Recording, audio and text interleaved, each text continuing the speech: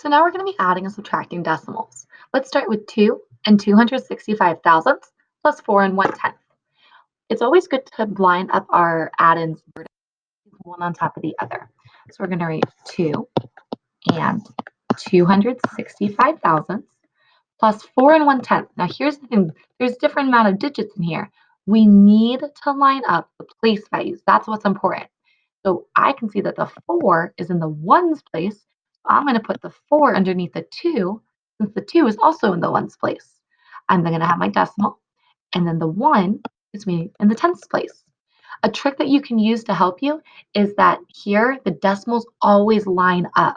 So that's one way to find out if you've lined up your numbers correctly. We're going to add. Oh, now look here, we have 2 empty spaces after the tenths place.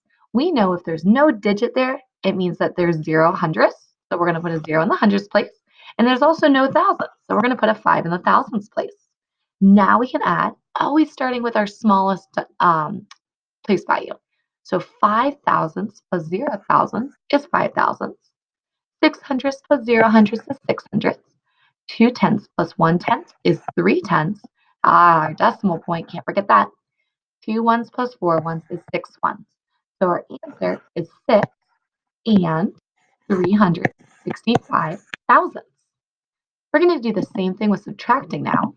So we have, there we go, 18 and 64 hundredths. And we're subtracting 5 and 2 tenths. So I'm seeing the 5 is in the ones place, and I noticed the 8 in our first number was in the ones place. So I'm going to put the 5 right underneath the 8. I have my decimal point, and then the 2. Notice the decimal points line up, so I know I'm right. We're going to subtract. Oh, there's nothing here in the hundredths, which just means there's 0 hundredths. Let's subtract. 4 minus 0 is 4 hundredths. 6 minus 2 is 2. Oh, my goodness gracious. Not 2 tenths.